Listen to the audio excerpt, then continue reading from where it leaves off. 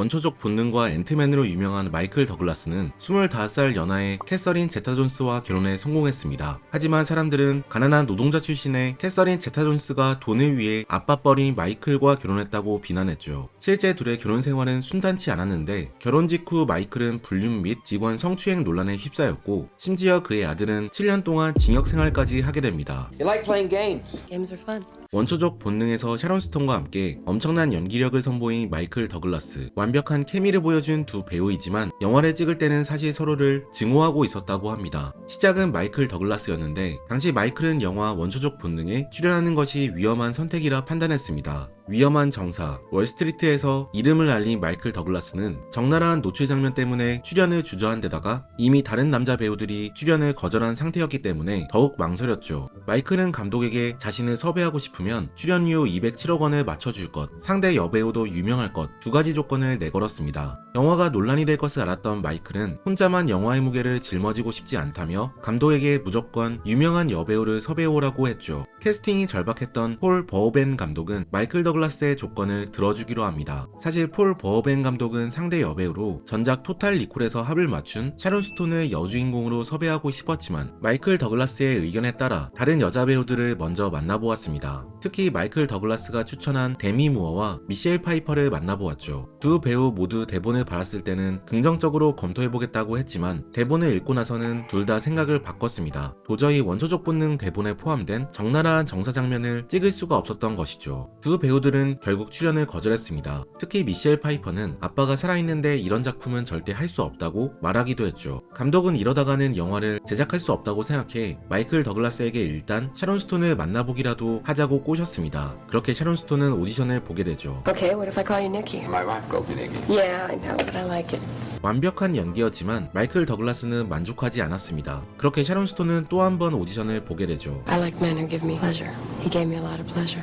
다른 선택지가 없었기 때문에 결국 마이클 더글라스는 샤론 스톤을 고용하는 데 동의합니다. 참고로 샤론 스톤의 어머니는 딸의 노출 연기를 반대하지 않았다고 합니다. 오히려 소시오패스 연쇄 살인범을 연기하는 게 더 걱정된다고 했죠. 마이클 더글라스는 현장에서 샤론 스톤이 과연 연기를 잘하나 못하나 감시했다고 하는데요. 긴장한 샤론 스톤은 오디션장에서만큼은 연기를 잘하지 못했고 계속해서 실수를 반복했다고 하죠. 마이클은 그럴 때마다 지금이라도 다른 배우로 교체하자고 감독에게 이야기했습니다. 하지만 감독은 샤론 스톤이 결국 연기를 잘해낼 것이라 생각해 계속해서 그녀를 복돋아 주었죠. 샤론 스톤은 현장에서 유일하게 자신을 믿어주는 감독에게 보답하기 위해 속옷을 벗기로 결심합니다. 원래 영화 속 샤론 스톤이 취조 중에 다리를 꼬는 장면은 초창기 대본에 없었던 장면이라고 합니다. 감독은 이 장면을 찍으면서 속옷이 빛을 반사해서 촬영에 방해가 된다고 속옷을 벗어달라고 부탁했죠. 대신 영화의 적나라한 노출 장면은 컷될 것이라고 이야기했지만 막상 영화의 편집본에는 중요 부위가 그대로 노출되었습니다. 편집본을 처음 보게 된 샤론 스톤은 매우 당황했다고 합니다. 촬영장을 뒤엎고 나가고 싶었죠. 하지만 샤론 스톤은 이미 찍은 장면이고 자신을 유일하게 믿어준 감독을 위해 참고 넘어갔다고 합니다. 영화는 이 장면으로 대박이 나게 되죠. 마이클 더글라스는 이 작품으로 아버지 커크 더글라스에게 처음으로 칭찬을 받게 됩니다. 너 정말 용기 있다. 그가 항상 꿈꿔오던 아버지의 칭찬이었죠. 지금이야 마이클 더글라스는 대배우로 알려져 있지만 그가 처음 연기 활동을 시작할 때만 해도 마이클은 커크 더글라스의 아들에 불과했습니다. 미국 원로 배우인 커크 더글라스는 영화계 최고의 남배우 17위에 꼽힐 정도로 유명한 배우였기 때문에 마이클 더글라스는 연기 생활을 시작할 때부터 아버지와 비교하는 말을 들었어야 했습니다. As an actor where you're trying to create your own identity and they're all saying, oh my god, you look just like him. Well, thank you. 게다가 마이클 더글라스의 아버지는 매우 엄격한 아버지였습니다. 커크 더글라스는 집안일과 양육에 거의 신경을 쓰지 않았는데 낮에는 연기 활동을 하느라 바빴고 일을 하지 않을 때면 다른 여성들과 불륜을 하느라 바빴다고 하죠. 결국 커크는 마이클이 7살일 때 마이클의 어머니 다이애나 딜과 이혼했고 이후 얼마 안 있어 앤 바이든스와 결혼했습니다. 그 후에도 커크는 수많은 할리우드 배우들과 바람을 폈는데 다행히 두 번째 아내 앤은 그의 불륜을 이해해 주었다고 합니다. 대신 누구와 바람피고 있는지 솔직하게 알려주기만 하면 된다고 했죠. 어린 마이클을 감싸준 것은 어머니 다이애나 딜과 새로 결혼한 빌 다리드라는 배우였다고 합니다. 매우 자상한 성격의 빌은 처음으로 마이클의 이야기를 들어주었고 마이클은 그때부터 자신감을 가질 수 있었죠. 이후 대학에 진학한 마이클은 자연스레 배우가 되기로 결심합니다. 애초에 마이클의 주변 사람 모두가 배우였기 때문에 다른 꿈을 꾸는 것은 불가능한 정도였죠. 그는 곧바로 뉴욕의 극장을 찾아가 연기를 배웠고 마이클의 아버지 커크는 아들의 공연을 하나도 빠짐없이 보러 왔다고 합니다. 하지만 막상 공연을 다 본 그는 잘했어 라고 칭찬해주거나 고생했어 라고 격려해주지 않았다고 합니다. 대신 퉁명스럽게 너 정말 최악이더라, 진짜 최악의 연기였어 라고 말할 뿐이었죠. 아버지 커크의 입장에서는 자만하지 말라는 의미였겠지만 아버지의 말 한마디로 마이클은 무대 공포증에 걸려버리게 됩니다. 무대에 올라서기만 하면 아버지의 말이 머릿속에 맴돌면서 식은땀이 나고 공연을 하기 힘들었죠. 그래도 마이클은 포기하지 않았습니다. 계속해서 무대에 올랐고 연기에 도전했죠. 하지만 아버지의 그림자가 너무 컸던 마이클은 30대 후반까지도 대중들에게 커크의 아들로만 인식되었습니다. 이를 대표적으로 보여주는 것이 바로 화면의 신문기사인데요. 자세히 살펴보면 캐스팅에 마이클 더글라스의 이름이 적혀 있는데 본명이 아닌 MK 더글라스라고 적혀 있습니다. 당시 마이클 더글라스라는 동명의 유명 MC가 있었기 때문에 마이클은 MK로 소개되었죠. 또 그를 소개하는 괄호 속에는 커크 더글라스의 아들이라고 적혀 있었습니다. 마이클 더글라스에게 가장 유명한 것은 그가 출연한 작품이나 보여준 연기가 아닌 커크 더글라스라는 아버지였던 것이죠. 이 시기에 33살의 마이클 더글라스는 12살 연하 디안드라 루커와 결혼식을 올렸습니다. 디안드라 루커는 외교관의 딸로 대학에서 외교 전공을 공부하고 있었는데 마이클이 뻐꾸기 둥지 위로 날아간 새라는 영화를 제작하기 위해 뉴욕으로 넘어갔을 때 우연히 길거리에서 마주쳤다고 합니다. 얼굴만 보고 사랑에 빠진 마이클은 곧바로 디안드라에게 헌팅을 시도했습니다. 당시 디안드라는 대학생이었지만 마이클과 교제를 시작했고 사귄 지 2개월 만에 마이클은 청혼했습니다. 바로 6주 뒤 둘은 결혼식을 올렸고 이듬해 둘 사이에는 아들 캐머런 더글라스가 태어났죠. 이 시기에 마이클은 일적으로도 잘 풀리게 됩니다. 평생 아버지의 그늘에 가려 살았던 더글라스는 두 작품을 만나며 인생이 바뀌게 되는데 바로 위험한 정사와 월스트리트에 출연하게 된 것이죠. Are you? Am I what? Discreet.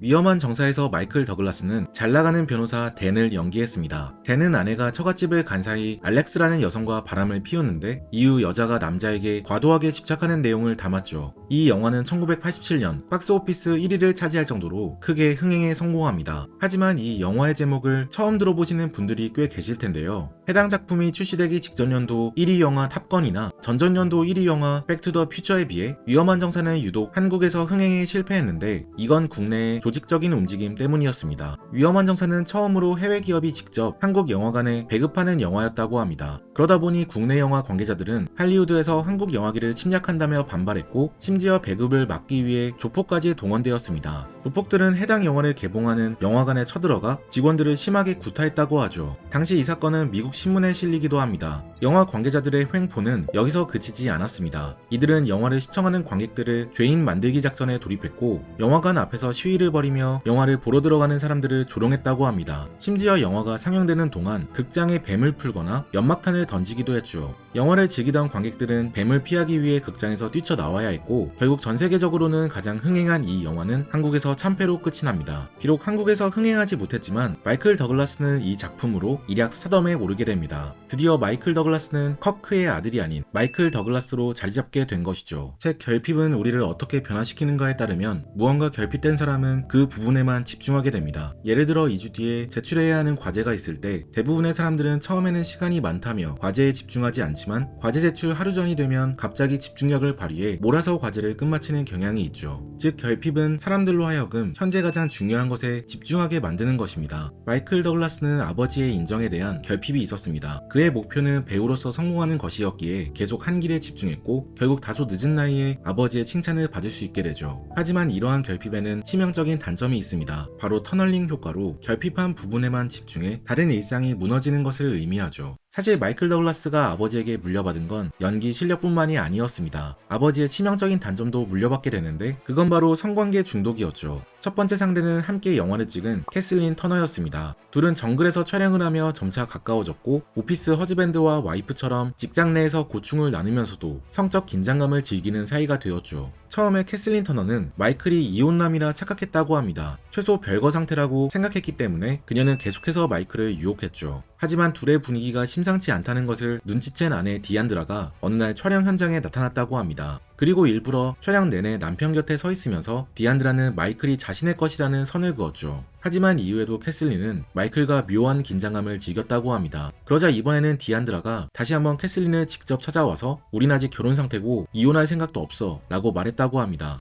캐슬린은 그제서야 안에 있는 남편은 건드리면 안 된다는 것을 깨닫게 되었다고 하죠. 하지만 이후에도 마이클의 바람은 끊이지 않았다고 합니다. 중독에 쉽게 빠져드는 기질에 물려받은 마이클은 당시에 알코올 중독까지 앓고 있었죠. 결국 아내 디안드라는 남편에게 이별을 고하게 됩니다. 둘의 공식적인 이혼 사유는 화해할 수 없는 성격 차이였지만 불륜 때문이었는지 디안드라는 엄청난 금액의 재산을 받게 됩니다. 4,500만 달러, 하나로 약 653억 원을 받았고 베버리힐스와 휴양지에 있는 집까지 나누게 되죠. 마이클과 디안드라의 이혼은 세계에서 가장 비싼 이혼 8위라는 신기록도 세우게 됩니다. 참고로 당시 가장 비싼 이혼 1위는 마이클 조던과 전 아내 주아니타의 이혼으로 조던은 아내에게 약 1억 5천만 달러, 하나로 2,178억 원 넘게 줬을 것이라 추정된다고 합니다. 이후 마이클은 자신보다 25살 연하의 캐서린 제타 존스와 연애를 시작했습니다. 한때 세상에서 가장 아름다운 배우였던 캐서린 제타 존스는 마스크 오브 조로에 출연해 막 인기를 끌고 있었죠. I had impure thoughts about a man. 이 영화를 본 마이클 더글라스는 에이전시에게 전화를 걸어 여배우를 만나보고 싶다고 미팅을 잡아달라 부탁했습니다. 그리고 캐서린을 만나자마자 내 애를 낳아줘 부탁했다고 합니다. I'm going to be the father of your children. It sounded good, and she said, you know, I've heard a lot about you. I think it's time that I say good night. 너무 자신감 과한 모습이 캐서린에게는 오히려 좋지 않게 보였던 것이죠. 이후 마이클은 자신의 행동을 진심으로 반성하고 다시 겸손한 태도로 그녀에게 다가갔습니다. 캐서린이 묵는 숙소를 알아내어 장미꽃을 보내고 정중하게 데이트 신청을 했죠. 그렇게 둘은 사귀게 되고 만난 지 1년 만에 마이클은 청혼했습니다. 그 후 아들을 임신하고 서둘러 결혼식을 올리게 되죠. 둘의 결혼은 순조롭지만은 않았습니다. 특히 마이클의 아버지 커크가 또 한 번 발목을 잡았는데 당시 마이클의 어머니는 자신의 결혼 생활을 담은 자서전을 출간한 상태였습니다. 자서전에는 전 남편 커크 더글라스가 약물 중독이었으며 성적으로도 매우 왕성해 불륜을 수차례 했다고 적혀 있었죠. 전 아내의 솔직한 고백에 커크는 분노했습니다. 마이클에게 내 엄마가 입이 가볍다며 만약 네 엄마가 결혼식에 참석한다면 자신은 결혼식에 가지 않을 것이라 엄포를 두었죠. 참고로 실제 결혼식에는 마이클의 아버지와 어머니 모두 결혼식에 참석했습니다. 커크의 말은 사실 협박에 불과했을 뿐 그렇다고 아들의 결혼식에 불참할 수는 없었던 것이죠. 시작부터 논란이 많았던 마이클과 캐서린 제타 존스. 사람들은 이들이 얼마 안가 무조건 이혼할 것이라 예측했습니다. 가난한 노동자 계층 출신이지만 얼굴과 몸매만으로 스타가 되어버린 캐서린 제타 존스와 일명 할리우드 귀족 출신의 원로 배우 마이클 더글라스는 누가 봐도 한쪽은 돈만 보고 다른 쪽은 나이와 외모만 보고 성급히 결혼식을 올린 것처럼 보였기 때문이죠. 실제로 얼마 안 있어 마이클의 숨겨왔던 비밀들이 하나 둘 터지기 시작합니다. 어느 날 캐서린 제타 존스의 현관문 앞에 편지 한 통이 놓여져 있었습니다. 편지에는 멍청한 여자야, 너가 마이클과 어울린다고 생각해? 너를 토막토막 잘라서 개먹이로 줄 거야. 장례식에서 보자 라고 적혀 있었습니다. 처음에는 장난 편지인 줄 알고 캐서린은 바로 편지를 찢어버렸습니다. 하지만 다음날에도 그 다음날에도 협박 편지가 놓여져 있었죠. 편지의 내용은 점차 수위가 세졌습니다.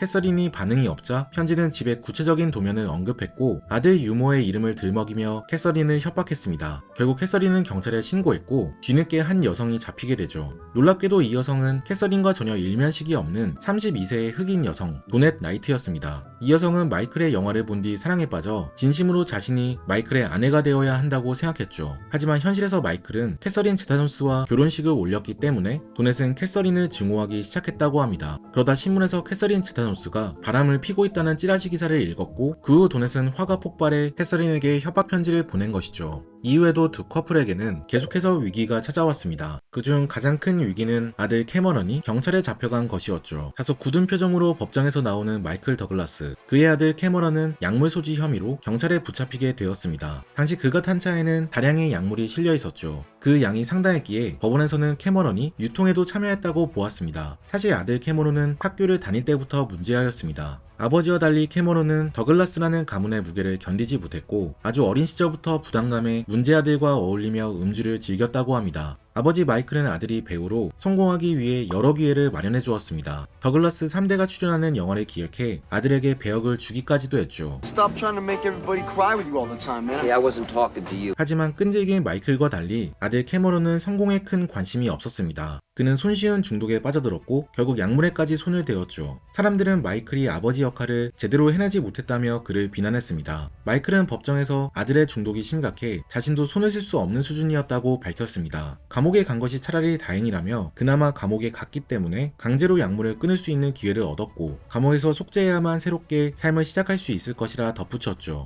이 시기는 마이클 개인적으로도 힘든 시기였습니다. 뒤늦게 암을 발견한 그는 병원에서 검사를 해보니 이미 온몸에 전이 되어 있다며 사기 판정을 받은 것이죠. 구강암이었던 그는 성급한 발언으로 아내와의 사이도 틀어지게 됩니다. 그는 암의 사유가 구강 성교 때문인 것 같다고 밝혔는데 이 발언이 캐서린 제타존스의 자존심을 건드린 것이죠. 후에 마이클은 일반적인 구강암 발병 요인에 대해 설명한 것 뿐이라 변명했지만 캐서린은 잠시 별거를 선언합니다. 당시 캐서린 또한 조울증으로 힘든 시기를 겪고 있었기 때문에 사람들은 두 커플이 드디어 헤어지겠구나 예측했죠. 게다가 되돌릴 수 없는 직원 추행 논란까지 터지게 됩니다. buckled his belt and put his hand inside his trousers. And I could see what he was doing. 마이클 더글라스의 비서였던 수잔 브로디는 처음에 대본을 살펴보는 직무로 고용되었습니다. 하지만 수잔 브로디가 일을 잘하다 보니 점차 마이클은 그녀를 신뢰해 더욱 많은 일을 주었고 어느새 수잔은 개인 비서처럼 더글라스의 스케줄을 관리하게 되었다고 합니다. 거실에서 아들 마이클을 봐주는 것도 그녀의 업무 중 하나였다고 하죠. 수잔 브로디는 대부분의 업무를 그의 집에서 하면서 마이클 더글라스를 가장 가까이서 살펴볼 수 있었습니다. 수잔 브로디에 따르면 마이클 더글라스는 예전부터 여성을 모욕하는 발언을 자주 했었다고 합니다. 한 번은 작가가 마이클에게 아들을 먹일 바나나를 달라고 부탁한 적이 있는데 마이클은 이걸 가지고도 성적인 발언을 했다고 하죠. 이후 충격을 받은 수잔 브로디는 출근할 때면 최대한 펑퍼짐한 옷을 골라 입었습니다. 마이클의 눈에 띄지 않기 위해서였죠. 그러던 어느 날 수잔 브로디는 충격적인 장면을 목격했다고 합니다. 그가 자신을 빤히 쳐다보며 벨트를 풀더니 바지 안에 손을 넣어 성기를 만지기 시작했다는 것이죠. 너무 놀란 수잔은 그 즉시 집 밖으로 도망쳤다고 합니다. 그러자 마이클은 그녀를 뒤따라와 고마워, 너가 날 도와준 거야 라 말했다고 하죠. 수잔의 폭로에 마이클은 모두 거짓말이라 부정했습니다. 작가가 꿈이었던 수잔이 커리어가 잘 풀리지 않아 자신을 비난하는 것 같다고 이야기했죠. 하지만 사람들은 마이클의 말을 믿지 않았습니다. 구강암에 걸렸을 때 경솔한 발언, 불륜으로 인한 이혼 등으로 그에게 불신이 쌓였던 것이죠. 하지만 그의 아내 캐서린 제타존스는 마이클의 편을 들었습니다. 이날 캐서린의 집에서는 가족 회의가 열렸는데 그때 캐서린은 단도직입적으로 마이클에게 물었다고 합니다. 아무 일도 없었던 거 맞지? 혹시라도 증거가 나오면 이혼을 하게 될 수도 있다는 말이었죠. 마이클은 진짜 결백하다며 시간이 말해줄 것이라 아내를 안심시켰다고 합니다. 실제로 수잔 브로디에게는 아무런 증거도 없었고 더 이상 추가적인 고소 없이 사건은 끝이 나게 되죠. 배우로서 간절히 성공을 바랐지만 일상의 행복은 망가졌던 마이클 더글라스. 오늘 소개해드린 책 결핍은 우리를 어떻게 변화시키는가에 따르면 적절한 수준의 결핍은 성과에 도움이 되지만 과도한 결핍은 오히려 성과에도 방해가 된다고 합니다. 한 심리학 연구에서는 외로운 사람들에게 자신의 이야기를 녹음해보라는 실험을 진행했었습니다. 이 녹음본은 이후 다른 사람들에게 평가당할 것이라고 알려주었죠. 실험 결과 외로운 사람들은 외롭지 않은 사람들보다 더 재미없는 말을 늘어놓는 경향이 있었습니다. 여기까지만 보면 재미가 없으니까 외롭고 친구가 없지라는 생각이 들 수도 있습니다. 놀라운 것은 바로 두 번째 실험인데요. 이번에도 연구자들은 외로운 사람들에게 자신의 이야기를 녹음해보라고 지시했습니다. 하지만 이번에는 녹음본이 평가받을 것이라는 말을 하지 않았죠. 그러자 의외로 외로운 사람들의 녹음본은 첫 번째 실험과 달리 재미있었습니다. 이들은 외롭지 않은 사람들처럼 매력적인 이야기를 털어놓았죠. 똑같이 외로운 사람들인데 왜 첫 번째 실험에서는 재미없는 이야기를 늘어놓은 반면 두 번째 실험에서는 매력적인 이야기를 하게 되었을까요? 책에서는 친구와 사회적 관계에 결핍이 있는 사람들은 자신이 타인에게 어떻게 보일지에 너무 집중한다고 합니다. 결핍된 부분에 과도하게 집중하기 때문에 오히려 말을 제대로 하지 못하고 더듬거나 횡설수설하게 된다는 것이죠. 적절하게 집중하는 것은 중요하지만 과도하게 집중하면 오히려 좋지 않은 결과를 불러일으킨다는 것입니다. 오늘 소개해드린 책 결핍은 우리를 어떻게 변화시키는가는 결핍이 사람들의 판단과 행동에 어떻게 영향을 미치는지 연구를 통해 자세히 분석한 책입니다. 이 책에는 외로운 사람들은 왜 계속 외롭고 다이어트를 하는 사람들은 왜 계속 다이어트를 해야 하는지 결핍에 초점을 맞춰 설명하는데요. 돈, 시간, 감정적 여유 등 무언가 항상 부족하다고 느끼는 분들이 계신다면 이 책을 통해 큰 깨달음을 얻을 수 있을 거예요. 바쁜 일상 속에서 번아웃된 직장인, 아이를 잘 기르고 싶은데 자꾸 화를 내게 되는 부모, 좋은 사람을 만나 연애하고 싶은 분이 있다면 이 책을 꼭 한번 읽어보면 좋을 것 같습니다. 결핍에 대한 본질적인 탐구를 통해 인간에 대한 배려와 이해를 깨달을 수 있을 거예요. 지금까지 책트포킹이었습니다. 오늘 함께 읽은 책 결핍은 우리를 어떻게 변화시키는가, 저자 샌딜 멀레이너선, 엘다 샤퍼.